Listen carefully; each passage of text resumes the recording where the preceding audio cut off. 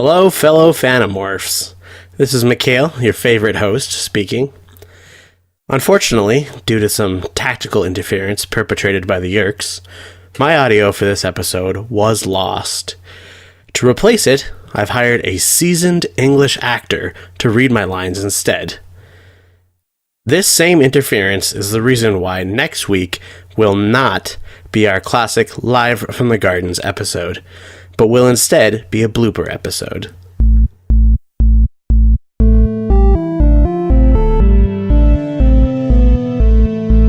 Three Friends, one amazing series of YA novels, an insatiable thirst to relive the glory that is K.A. Applegate's literary masterpiece. This is Animorphs, the Dork-Bajir Chronicles.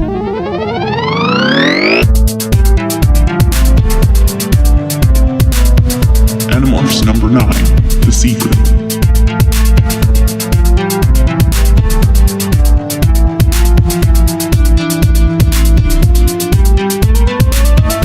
Hello, and welcome to Animorphs, the Dork-Bajir Chronicles, a Animorphs podcast where we read through the Animorph series, one book at a time, then talk about it every week. Today we'll be talking about Animorphs number 9, The Secret. My name is Mikael, the host. I'm Tessa, the expert. And I'm Brayden, a blooming flower. That's sweet. That's cute. Yeah. It feels like a very sweet episode today, guys. I feel so at one with nature. I'm just so ready to defend the world and, also just straight, fuck it. Just yeah, just so Just be deep. confused about compassion and the nature of wanting to kill bad guys but save good guys, and who is really good and who is really bad. Who good guys? Do animal care? Animal don't care. But me care. Me so good. Ha ha ha ha. Yeah. Alright, plot summary. Kate, I'll preface this by saying, when I reread this book, I realized how much I loved it. I think it's, book 4 is a rough and kind of boring Cassie book, whereas this, I feel like we got to see her point of view more. The characters themselves were more interesting, and part of that is because we got to know them, but I think also that is because the writers got to know them more. They just seemed stronger in this book. Anyway, take us away, Brayden. Yeah, I would like to agree with that sentiment. And then I would like to say, guys, I finally did it. I finally did it. I broke the formula. I found K.A. Applegate's magical recipe for Animorphs books. It's called A Story and B Story. There's a story that's kind of the main thing, the Yeerks are trying to take over the planet, but then there's also a B story, a personal struggle of the characters. K.A. Applegate invented this. Oh. Definitely no one else has thought of it. No sitcom, no books. I don't think there were books before Animorphs even. I don't think K.A. so. Applegate invented books. But she also has mixed it up. She made the formula, but then she also did something crazy. She added this thing at the top that's that's kind of unrelated to the rest of the story. I'm gonna call it the goof. The opening goof. Yeah, from here on out, I'm gonna be breaking down stories by A story, B story, and opening up with the goof. Unless it doesn't work this episode, in which case we'll return to what we were doing. Okay. That sounds so dumb. Well, all right. Let's hold judgment, Mikael. So far, first we open up with the goof. Our goof this episode is that Cassie and Rachel are fucking just whining about school. Rachel's whining that she's been in school too long. Cassie's whining that, they haven't been in school long enough because she needs to figure out why a rat isn't doing a maze and is just now deciding, oh, hey, why don't I just mind meld this rat and figure this shit out? And she does, and she figures out the problem. But then they're attacked by some normies who are like, oh shit, rats in a bio class. We gotta kill them. And Cassie and Rachel are like, I guess we gotta fuck up these normies' day. And they run up their pants and let's be quite honest, probably bite their dicks. They Yeah. don't talk about biting, but yeah, no, you know something happened. Mm-hmm. You know there was These nibbles. boys run away feeling violated, but also maybe confused and, like, questioning some shit. It's junior high. It's a time to question your sexuality. Like, they go home and they, like, get a couple needles and they're, like, maybe taking some jabs at it. Anyway, the A story is the crew, the Animorphs, find out from Tobias is scouting that Yeerks are using, like, a force field and a perimeter to establish a logging company. So at first they're all like, why the fuck would the Yeerks be interested in logging? And then they realize, oh, because they think we live in the woods. They're gonna try to hunt us down. At least, and they're obviously gonna at least get Axe and Tobias. Yeah. I mean, Tobias, I guess, could just fly to another forest, but, like... Andalites are hard to hide. Exactly. Unless they're humans. Then they blend in seamlessly. Seamlessly, as we know from last week's episode. So yeah, they decide to sort of break this perimeter and see what happens, and they are immediately attacked. They're like, oh fuck, this is a trap. We need to back off and come up with a plan to, and we come up with a plan to breach again. This is where our beast plot starts. Cassie, her dad finds a skunk with a wicked, like, burn scar on it, and he takes it in to, like, heal it. And Cassie realizes, oh shit, it must have gotten shot while we were having a battle. Like, and it got shot with a laser gun that was firing at us. I feel guilty for this. And she feels especially guilty when her dad reveals to her, oh shit, I just checked out this skunk's vagina. This skunk had babies. I mean, he doesn't mention checking out the skunk's vagina, but there's only one way he could have known. Like, the skunk's teats are swollen with milk, so, like, we don't know how Cassie's dad figured it out. No, he doesn't. The skunk's teats wouldn't be swollen because it establishes these kits. They're, like, walking around and they're eating solid food. I feel like they're just so about the only way he food. could have known that this skunk had babies is if he checked out its ruined vagina. You look like you've been recently stretched out.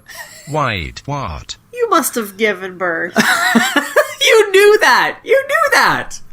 Do you not know how people, like, give birth, Mikael?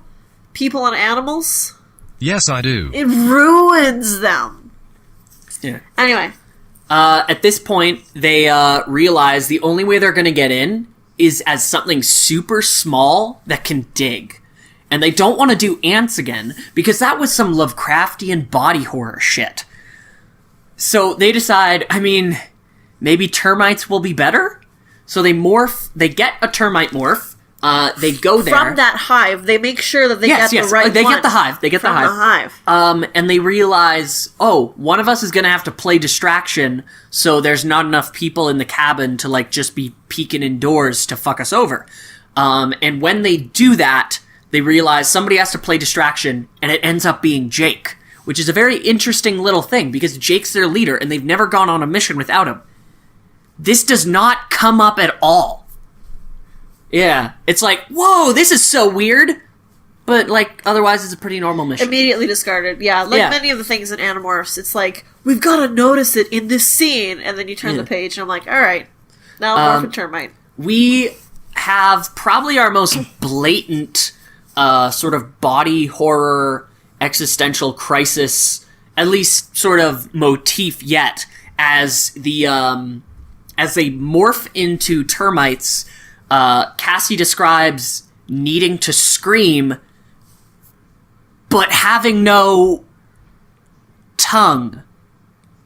Which is like, oh, I see what you did there. Yeah. Anyway. Wait, what? I don't see what she did there. It's a reference to I have no mouth, I have no mouth, but I must scream. Yeah. Well, I don't think so, Mikael. Come on, it's such an obvious motif. I have to scream, but I can't.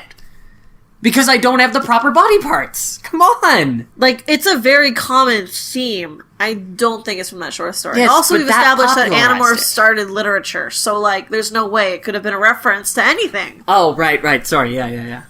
I don't know if it's a reference, but it's an it's an obvious. It's playing into the same trope. This is for sure. Within a sci-fi setting, it's the most obvious comparison. Well, all right. As they get closer to the cabin, they realize they are... Well, they don't realize at first, but they eventually become one with the termite hive mind again, and are even less equipped to deal with it this time, presumably because they are actually near a queen, and they realize, oh shit, our termite bodies have absolutely no will of their own. You want to take that one again without the hiccup? No, I think it humanizes me. I'm otherwise so flawless. I'm otherwise so flawless and like just such an unapproachable being. I think the hiccup will really humanize my character. I mean, definitely unapproachable, that's for sure. So they get... Are we going to talk about how fucked up termite queens are? Yes, I I know, am you not sent looking us forward to pictures. it. You sent us that photo. You have to post that. You have to post that photo on the Facebook and the Twitter. Mikael. It's no, so gross. He has It's to so scourge gross. it from He has the to share internet. it. It's what we have to do. Jesus Christ! So they realize the termite queen is like taking over their minds. So they have to. Cassie realizes I have to take over. Like it's even worse than last time. So she has to like trick her termite's mind into thinking the termite queen is an ant. And then presumably she kills it, but like it doesn't describe her killing it. It's like, It's not. do it's you not honestly presumably. think it's that KA? Come on. We're not going to be shocked by you describing pinching off a termite head. She definitely kills it. Yeah. Like, she definitely kills it, but it just doesn't... I think it's just because of how fucking dramatic the whole thing was. They lost And she- their self, yeah. and she has to fight against And she the termite. has... Cassie has a full-on, like, attack and is, and kind of almost blows their cover when she grows too soon, breaks morph, and nearly squishes herself to death inside of, like, the termite nest. But is Yeah. saved by Axe and has to be, like, mommied by Rachel.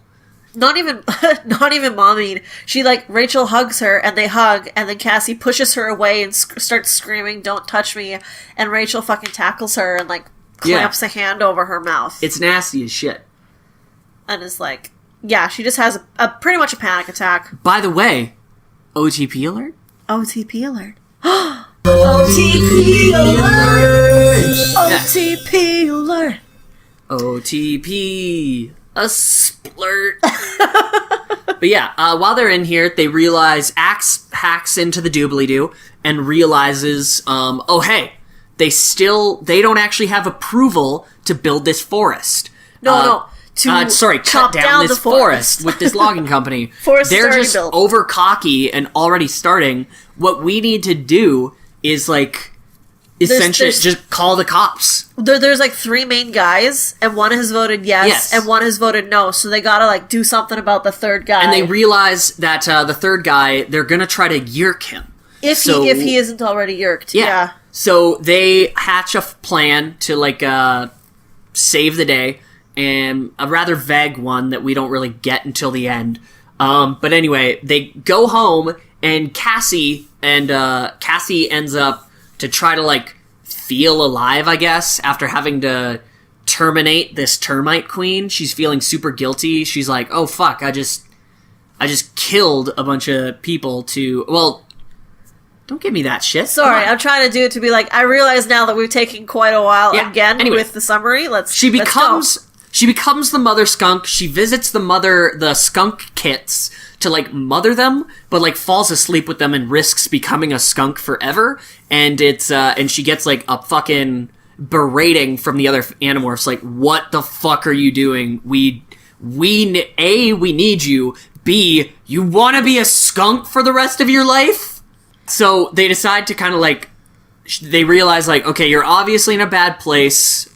We're gonna back you up here. we are also going to become the mother skunk and guard these skunk kits and back you up on this to fucking feel like human beings again and not child soldiers. So then they get the call that the final voter is arriving at the lumberyard, and they have a little fight. They both Cassie and the voter get knocked out and put in a cage, and Cassie has this clever idea where she the first time one of the non-Andalite Animorphs have talked to Visser 3, she says, "Visser, I'm gonna kill the guy." And he's like, "Crack open the box. Make sure the Andalite doesn't kill him. And make sure, but be careful. It could be any sort of dangerous, super powerful animal. What the hell is this little black thing with a white stripe? Oh god, everything stinks! No! Cassie is turned into a skunk and stinks them. It's hilarious and super clever. It is and really almost funny. enough to make up for book 4. Oh, Cassie. And then, so, they don't just, use this cover to run away real quick. They use it as a bargaining chip. And they're like, haha, Visser, if you don't give us the human, we won't reveal the secret to making you not stink anymore. And it's like, yeah, one of the human controllers is like, wait, Visser, my human knows. Shut up!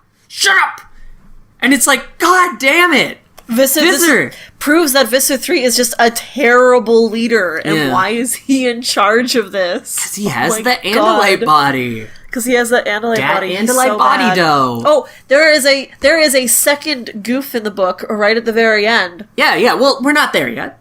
We're almost there. So they negotiate to tell him the secret to not stinking, and then they get away. And the voter, they find out, great news, the voter told them that they're gonna sue the logging company and not vote to have the logs hit, and also is telling everybody that he saw a skunk with human eyes and he believes he was protected by a spirit of the forest. So it's like, oh, yeah. He was like, yeah, defending the forest. So it's like, oh, yay! He's gonna do the right thing, but also everybody's gonna think his mental health is compromised and probably not let him vote on stuff anymore. Yeah. Yeah. I mean, he's a rich dude who's presumably white. He's probably gonna be fine. His last name is Farad. Really? He's clearly he's this sort rich of Arab guy? Yeah. He's clearly not white. Well, not clearly not white. I guess he's at least half, maybe half white. But come on. Obama's considered a black president. We can. That's true. Yeah. He's okay. So Farad, last name Farad. So, but he's probably rich if he's in such a position to be voting for on a logging thing. He's a one of 3 for a national voters forest. He probably has a cushy government job that he's never going to get fired from if he's protecting a national forest. Nobody cares about national forests, though. Do you know the guy? You know the president. You know the prime minister. Maybe you even know the Speaker of the House or the cabinet. You know a couple of. I don't even know who's what in control are. of forestry. I don't even know what the Governor General does. Yeah. The Governor General mainly does crack, and also gives awards. Yeah. And they give awards to books like Bear, where a woman has sex with a real live bear. Yeah, that comes up a lot here. Yeah. Anyway, during the finale. The skunks are reunited with their actual mama, and they start wandering around a bit. They realize and Cassie has and then I knew everything was gonna be okay, except the whole alien war thing. That sucks. I guess maybe this is a longer series. I mean, maybe things will be okay. She doesn't really get much of a resolution. She just kind of has to... She basically decides that she just has to deal. She has to deal with the duality of humanity. Yeah, she just has to deal with it. I feel a big part of the reason that people... I imagine more than just me and Mikael get a little tired of Cassie is because her crises are always such they're not unrelatably wide and they're so problems. big. Like, everyone else is just like, Rachel is like, my dad's leaving town and wants me to come with him. Do I want to go with him? Or like, Marco is like, my mom's dead.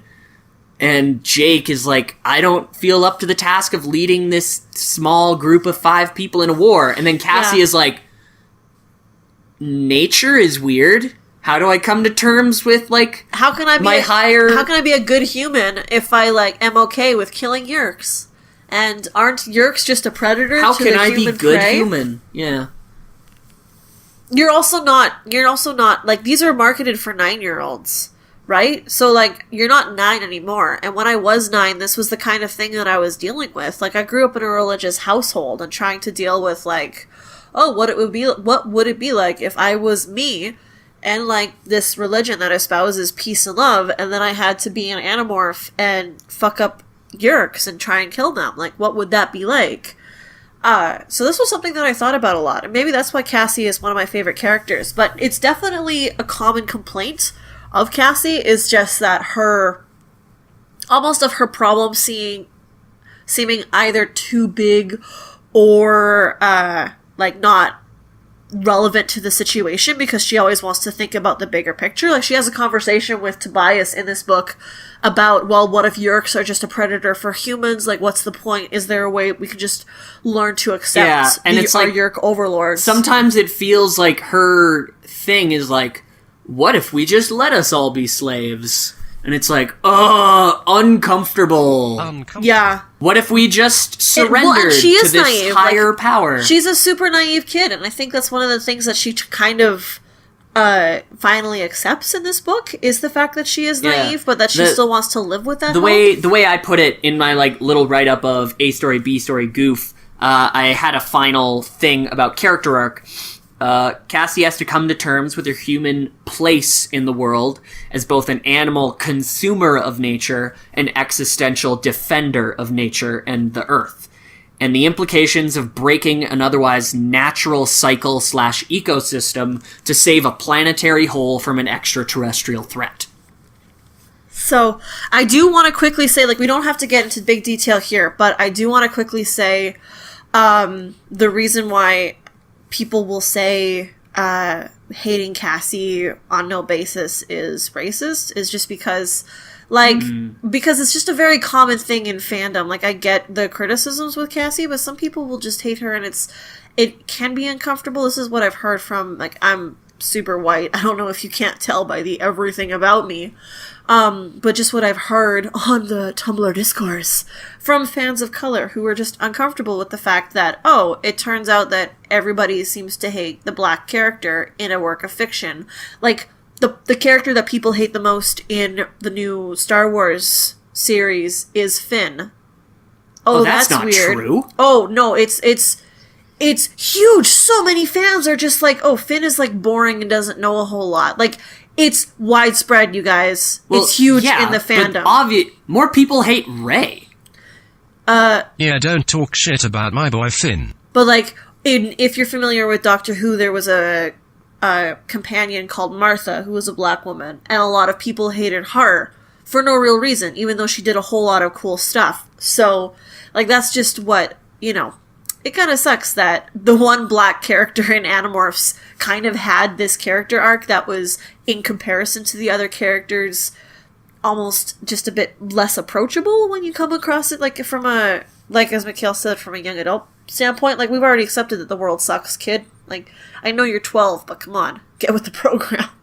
It's not all gonna be jean jackets and moon shoes. Then how do you explain the fact that Marco is the best boy on the whole squad? Hell and yeah. He's Hispanic. He's definitely a person of color. So it's, so, I just feel like I think it's important just to mention that this is a thing that people are talking about. I feel like we are, like, especially myself, like, totally unqualified to be talking about or making any kind of real commentary on it. It's more like this is something that has been discussed a lot, so I want to make sure what the fuck did you go to 4 years of film and theater school for, other than to interpret art? To make art, obviously. Yeah, and an important part of that is interpreting art. I know. But, like, I don't have any kind of, like, I've never taken, like, a cultural histories class. Like, I have never taken, like, Native Studies or Black History or anything. Like, I don't know a lot. I think that all of this discussion is a ploy to make me and Brayden look bad for not liking Cassie. I mainly wanted to bring it up just because of it being, you know, so that we as a podcast are more approachable to the Animorphs community as a whole. I mean, because we have Live from the Gardens, which is just full of raunchy animal sex. So I'm trying to make us Such approachable at one sex. point. Trying to make us approachable at some point. All right, but And that is the first and the last time that Animorphs will ever dig about into race. their I will about say race. one thing, I don't don't worry, know- guys. We'll stay in our lane. I don't know what, I don't know where I read this, but I think I read I read somewhere someone was commenting about K.A. Applegate mentioning that Cassie was her favorite character. And I know I can see this coming up in later books that, like, way closer to the end, but, like, other stuff will come up where Cassie almost gets, like OC treatment. Like, oh, this is my original character in a fan fiction. So, like, they're precious. So, like, some things will, like, some weird plot things will happen where it's like, all right, well, like, come on, Cassie.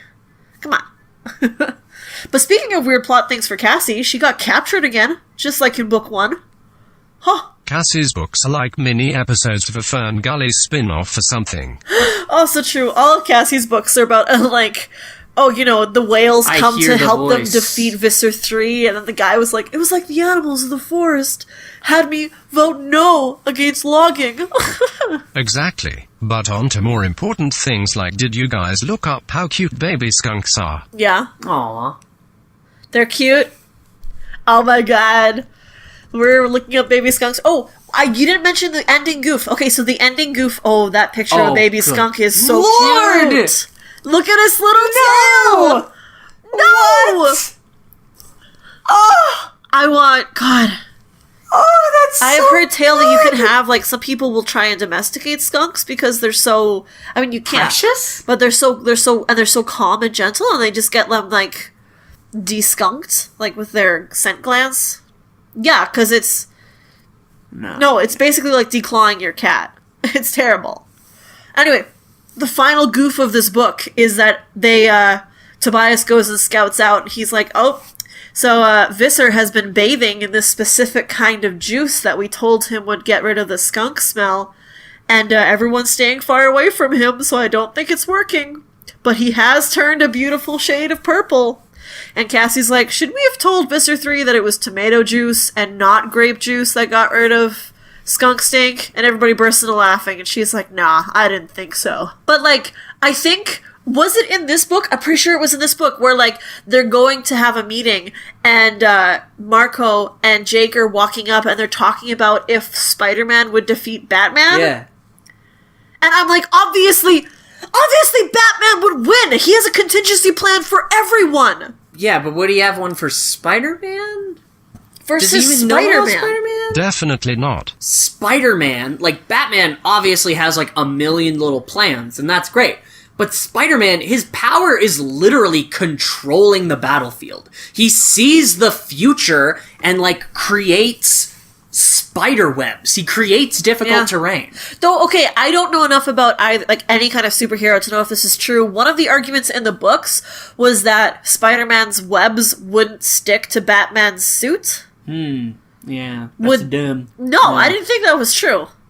This is the 90s. This is post-Batman Forever. They probably think that Batman's suit would just be well-oiled enough. I mean, I don't know if they did anything. This is the author of the video game Nightmare. Right? Or, like, Rachel looks like one of those elves in Lord of the Rings, beautiful but dangerous. And I'm like... The elves in Lord of the Rings, like, the books were fucking creepy as fuck. Yeah, like, that's what I thought. And this was well before the movies came out. So, yeah. Okay, if Spider-Man and Batman were in close combat, Spider-Man would win, hands down. There's no way in hell that Batman would even come close taking down Spidey. I'm so livid right now that this is even a topic of discussion. Spidey beats Batman. End of discussion. He's got that. He has got that on lock. Or if I feel like even hand-to-hand combat, if Batman has one day to prepare, he will win. If it's instantaneous, then no. But if Batman's biggest strength is that he's got a big ol' human brain that he uses for preparation, right? Like, that's his big thing in the comics. Yeah, but Peter Parker is also incredibly smart. Yeah. Super smart, yeah, but Batman has, like, I've seen that thing in the comics where Batman has a little box of everybody's weakness, and then he opens it up to show Clark that Wonder Woman doesn't have a weakness, because Wonder Woman doesn't have a kryptonite, Superman. And that's why Wonder Woman is secretly the best. No, definitely not. Wonder Woman has pinned Batman several times. Yeah? Several times. Batman could still...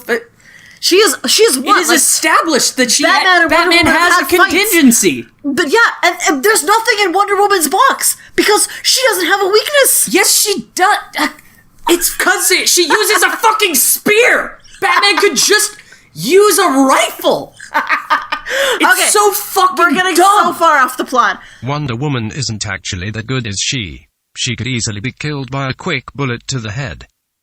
Doesn't she need to use her braces to block bullets? Yeah, exactly. It's her bracers are bulletproof, from what I know, right? Like they're the only But things she's that also balance. very fast.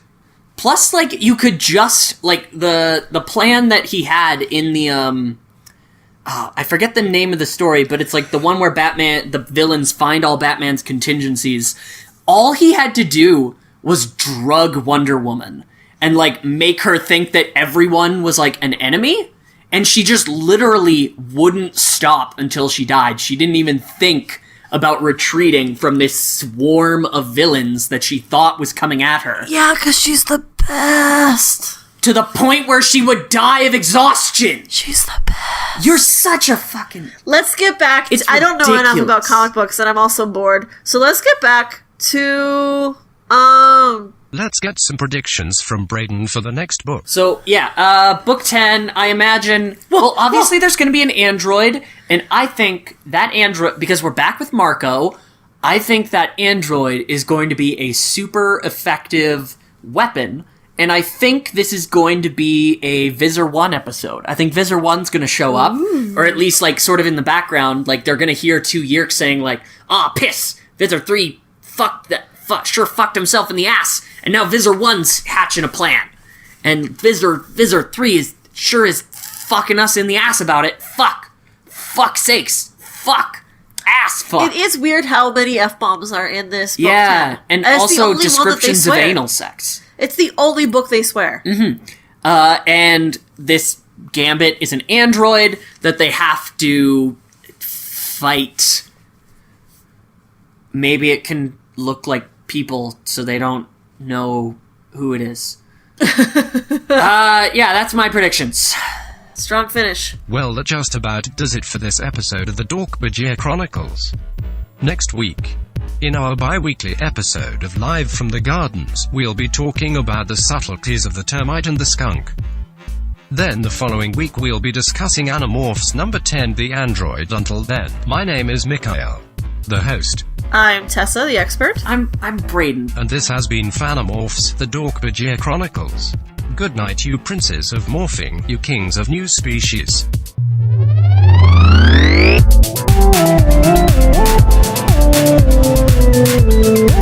If you're looking for more Fanimorphs content, you can find us on Twitter, Instagram, and Facebook.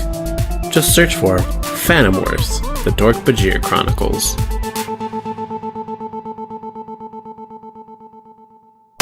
Brought to you by Collective Legacy. a podcast network.